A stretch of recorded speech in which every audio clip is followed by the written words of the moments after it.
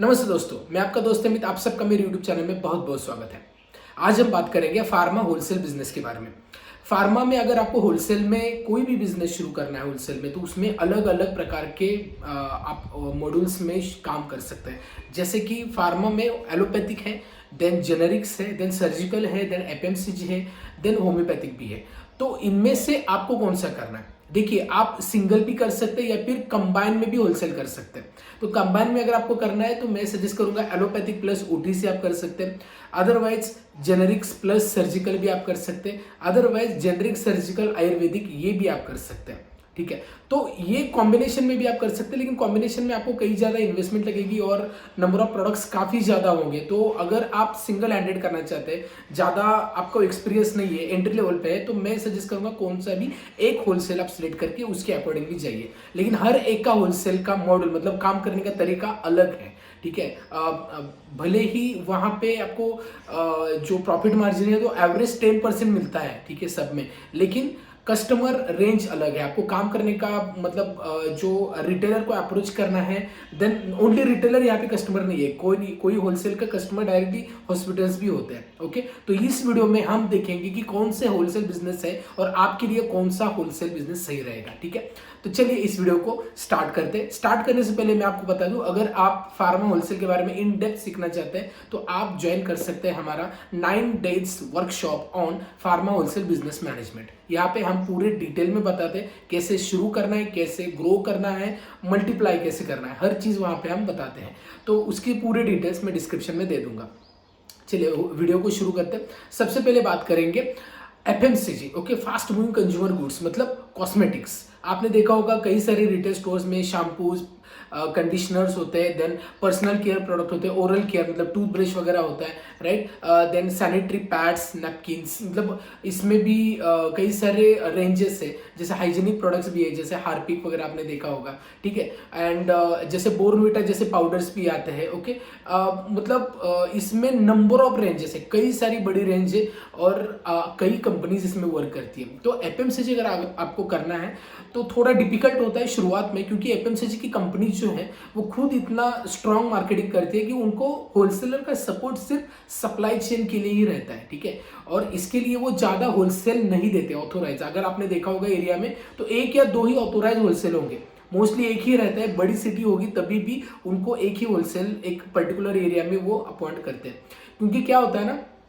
एक होलसेल को उस एरिया की पूरी रिस्पॉन्सिबिलिटी दी जाती है और उसमें अगर आपको होलसेल करना है तो कंपनी को कनेक्ट करना होता है। कंपनी देखती है कि वहां पे वैकेंट पोजीशन है क्या, डिमांड है क्या, तभी आपको अप्रूवल मिल जाता है।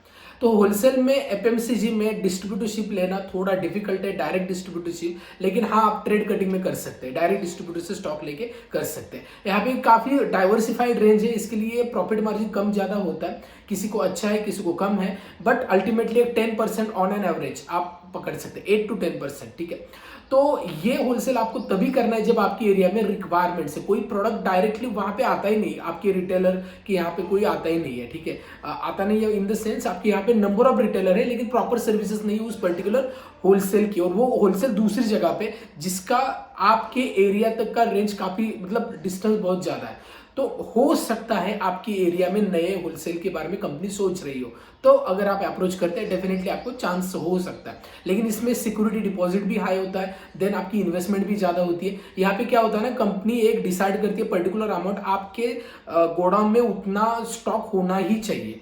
तो लगभग 50 लाख से 70 लाख 80 लाख तक की इन्वेस्टमेंट आप यहाँ पे आपकी यहाँ पे जा सकती है, depending on the companies and product. अब बात करते हैं, ये तो एफएमसीजी का है। ठीक है, एफएमसीजी में अगर आपको कंपनीज देखनी है कौन सी कंपनीज अच्छी है, तो उसमें हिंदुस्तान यूनिलीवर अच्छा है, गोदरेज कंपनी अच्छी है, इमामी कंपनी अच्छी है, देन रेकिट एंड बेंकिसर जो डेटॉल बनाती है वो कंपनी अच्छी है, पीएनजी प्रॉक्टर एंड गैम्बलर जो विक्स बनाती है वो कंपनी अच्छी है। ये कंपनी टॉप है, लेकिन इनका होलसेल लेना डिफिकल्ट है, डायरेक्ट डिस्ट्रीब्यूटर। आप ट्रेड कटिंग में शुरुआत करें और फिर धीरे धीरे ग्रो करके आप देख सकते हैं, कंपनी अगर सोच रही है नया डिस्ट्रीब्यूटर तो आप कनेक्ट कर सकते हैं कंपनी से। ओके, तो ये है एफएमसीजी।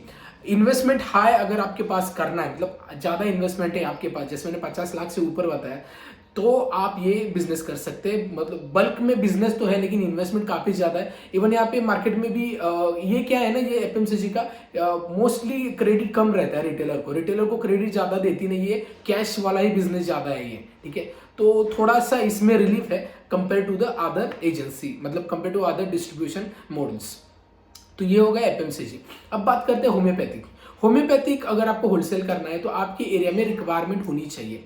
जैसे एफएमसीजी की रिक्वायरमेंट होती ही है, राइट, होती है, लेकिन इन्वेस्टमेंट ज़्यादा है, ओके, और कंपनी के नॉर्म स्ट्रिक्ट है। लेकिन होम्योपैथिक में ऐसा नहीं, होम्योपैथिक में आपको डायरेक्ट डिस्ट्रीब्यूशन मिल सकती है, लेकिन यहाँ पे उल्टा है, अवेयरनेस कम है, लोगों की डिमांड कम है। तो आपके एरिया में अगर होम्योपैथिक अगर डॉक्टर्स या क्लिनिक्स, एक्सक्लूसिव होम्योपैथिक क्लिनिक भी होते हैं, तो अगर आपके एरिया में ज़्यादा है, डिमांड है, तो आप कर सकते हैं।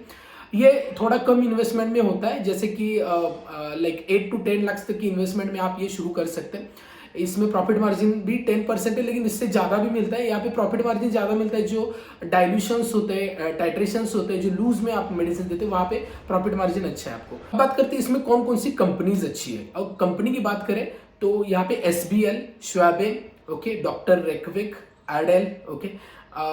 तो ये कंपनीज टॉप कंपनी है, उसमें आप और भी कंपनी आपकी एरिया में चल रही है वो भी ऐड कर सकते हैं, ठीक है। तो इस प्रकार आप फार्मा होलसेल में होम्योपैथिक बिजनेस शुरू कर सकते हैं। होम्योपैथिक को आपको कनेक्ट करना होगा हॉस्पिटल्स में, रिटेल स्टोर्स में, ठीक है। तो ये बिजनेस में होम्योपैथिक सबसे लास्ट काउंट किया जाता है मोस्टली, क्योंकि एरिया में रिक्वायरमेंट ज़्यादा नहीं रहती। इवन आप भी देखे होंगे आपके एरिया में 1 या 2 ही होम्योपैथिक होलसेल होंगे, ज़्यादा होलसेल नहीं होते, ओके।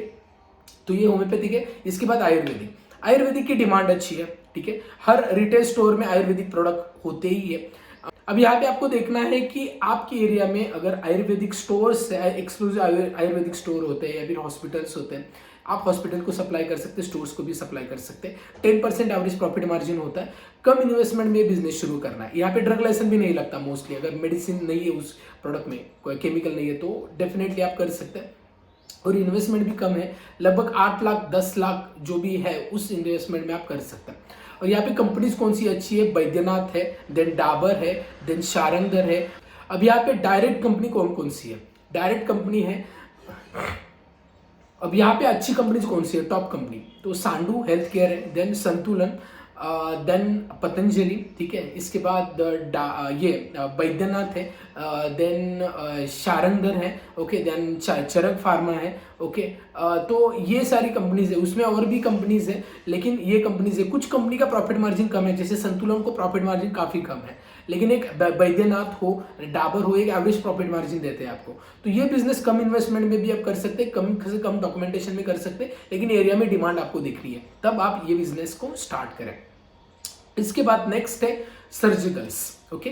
सर्जिकल होलसेल काफ़ी लोग इंटरेस्टेड होते हैं इस बिजनेस के लिए, क्योंकि डिवाइसेस है, ये आप ऑनलाइन भी देख रहे होंगे, सेल करते हैं लोग, और ऑफलाइन भी सेल करते हैं। लेकिन इसमें कंपटीशन काफ़ी ज़्यादा है, बहुत लोग होलसेल करते हैं। अपने एरिया में सबसे ज़्यादा एलोपैथिक के बाद जो होलसेल होता है वो सर्जिकल का होता है, बहुत ज़्यादा लोग करते हैं सर्जिकल्स का, क्योंकि क्या होता है, डिमांड है एरिया में, और साथ ही यहाँ पे बल्क में ऑर्डर होती है। आपके नेटवर्क में बहुत इंपॉर्टेंट है ये बिजनेस। अगर आपके हॉस्पिटल से काफ़ी अच्छे कॉन्टैक्ट से आपको इस कंपनी का डायरेक्ट डिस्ट्रीब्यूटरशिप मिलती है, क्योंकि यहाँ ये जो बिजनेस है ना, इसमें रिटेल को भी काफ़ी अच्छा मार्जिन है, लगभग 35 to 50% तक, और भी वैरी होता है डिपेंडिंग और कंपनी टू कंपनी, लेकिन यहाँ पे अच्छा प्रॉफिट मार्जिन है। हॉस्पिटल्स को भी अल्टीमेटली मार्जिन मिलता है, लेकिन यहाँ पे क्रेडिट इशू बहुत ज़्यादा है, आपके पैसे फंसते हैं, बहुत बार निकलने में समय लगता है। और एरिया डाइवर्सिफाइड है, मतलब हॉस्पिटल में लगते हैं, लेकिन हॉस्पिटल में भी कई सारे हॉस्पिटल कनेक्टेड है एजेंसी से, तो कंपटीशन ज़्यादा है कंपेरेटिवली। तो आपको हॉस्पिटल से कनेक्ट करना है, डेली बेसिस पे ऑर्डर नहीं निकलेगी,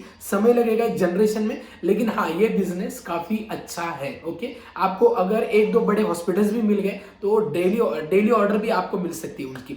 लेकिन कन्वर्ट करना ये एक स्किल है, आपको कम्युनिकेशन, रिलेशनशिप मैनेजमेंट, इसके बेसिस पे आप हॉस्पिटल्स को कन्वर्ट कर सकते हैं, और हॉस्पिटल्स के कनेक्टेड जो रिटेलर्स है वहां पे भी आपका अच्छा सेल हो सकता है। तो अगर आप ऐसे बिजनेस को सोच रहे हैं, हॉस्पिटल रिलेटेड बिजनेस आपको करना है, तो मेडिकल डिवाइसेस, सर्जिकल्स, ये काफ़ी बढ़िया बिजनेस है। यहाँ पे आपको काफ़ी अच्छा मार्जिन भी मिलता है।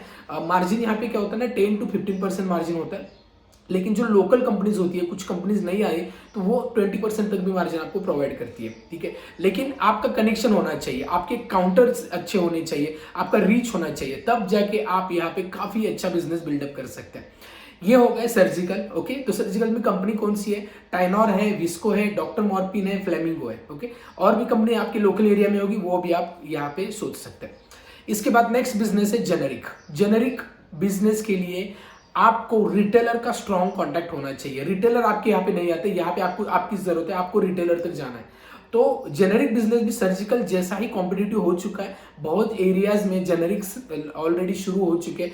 कुछ रिटेलर तो रिटेल विथ होलसेल करके जेनेरिक में मेडिसिन डायरेक्ट कंपनी से परचेज करते हैं, तो वहाँ पे आपका कॉम्पिटिशन ऑलरेडी बढ़ जाता है। लेकिन जेनरिक में काउंटर अगर आप अच्छे पकड़ते हैं तो जेनरिक तो हर एरिया में जाने वाला है। तो स्लम एरिया में जहाँ पे एरिया ज़्यादा जेनरिक जाता है, या फिर कुछ डॉक्टर्स भी खुद डिस्पेंसिंग करते हैं, अगर मतलब उनको ऑथोराइजेशन भी होता है, देख लीजिए वहाँ पे। और अगर आपका कोई मोनोपोली आपकी जैसे कि आपके पास एक कंपनी है, उस कंपनी के होलसेल दूसरी जगह पे नहीं है और वो प्रोडक्ट काफ़ी अच्छे है, तो फिर आपको काफ़ी अच्छा सेल मिलेगा। ठीक है, क्योंकि आप मोनोपोली क्रिएट कर सकते हैं इस चीज़ में। और यहाँ पे प्रॉफिट मार्जिन है 10 to 20%। जैसे मैंने सर्जिकल में बताया, यहाँ पे भी नई कंपनीज आती है जो आपको अच्छा प्रॉफिट मार्जिन देके जाएगी। ओके, और इसमें कंपनीज कौन सी अच्छी है? तो अगर मल्टीनेशनल कंपनी की बात करें तो अल्केम है, देन सिप्ला है, देन लुपिन है, देन अजेंटा है, जाइडस कैडिला है, फिर लिफोर्ड है, यूनिवर्सल है, सेंट माइकल बायोटेक भी है, एंड स्मार्ट लैब भी है। ठीक है, तो ये कंपनीज है। ऑलरेडी मैंने जेनरिक में अगर होलसेल शुरू करना है तो कौन से मॉलिक्यूल आपको सिलेक्ट करने, इस पे वीडियो बना है, आप देख सकते हैं, डिस्क्रिप्शन में मैं उसकी लिंक दे दूंगा।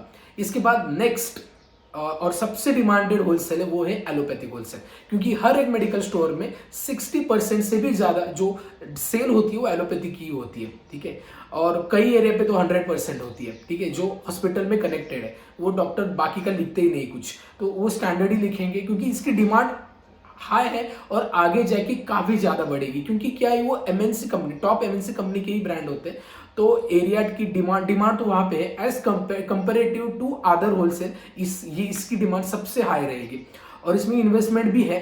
ठीक है, इन्वेस्टमेंट एफएमसीजी जितनी हाई नहीं है, लेकिन ये 15-20 लाख से भी आप शुरू कर सकते हैं बिजनेस।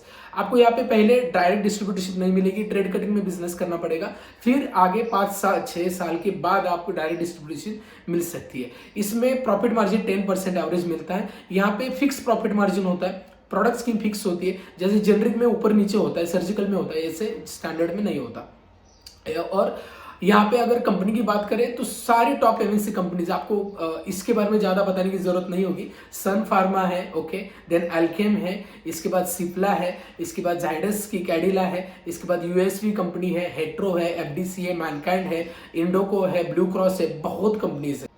तो ये सारी कंपनी के साथ आप शुरू कर सकते हैं। देखिए, बेसिकली एलोपैथिक अगर आपको शुरू करना है तो कम से कम 5 से 6 कंपनी के साथ शुरू करें, और मल्टीपल कंपनी ना रखें और मल्टीपल ब्रांड रखेंगे तो थोड़ा मिसगाइड हो जाएगा।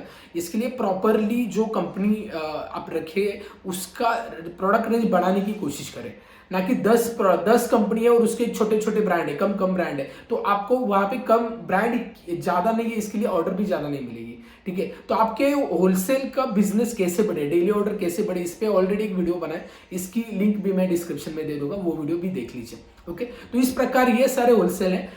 एलोपैथिक मैं बोलूंगा, एलोपैथिक सबसे बढ़िया है, सजेस्ट करूंगा, काफ़ी अच्छा बिजनेस है, डिमांड भी होती है, क्योंकि आपको एफर्ट्स लेने की जरूरत नहीं होती अगर आप डायरेक्ट डिस्ट्रीब्यूशन में। लेकिन अगर आप ट्रेड कटिंग कर रहे हैं तो लोगों को मालूम होना चाहिए कि आपके पास ही कंपनीज है, आप कनेक्शन करेंगे डेफिनेटली ऑर्डर मिलेगी।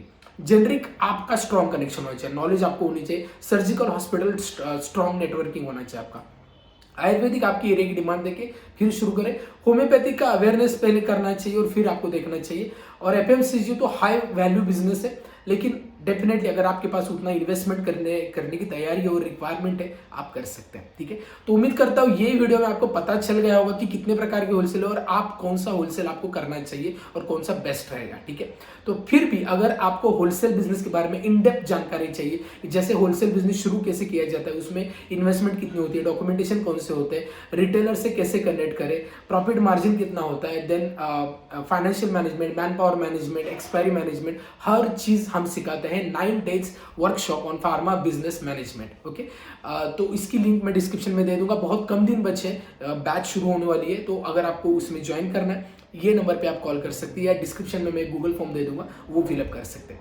ये वीडियो कैसा लगा ये मुझे बताएं। वीडियो अच्छा लगता है, कंटेंट अच्छा लगता है, वीडियो को लाइक करें, चैनल को अभी सब्सक्राइब नहीं किया सब्सक्राइब करें और इस वीडियो को कई सारे लोगों तक शेयर करें सो दैट उनको भी फार्मा होलसेल बिजनेस के बारे में अवेयरनेस पता चले। इस वीडियो में इतना ही, मिलते हैं नेक्स्ट वीडियो में, तब तक बी हेल्दी बी हैप्पी।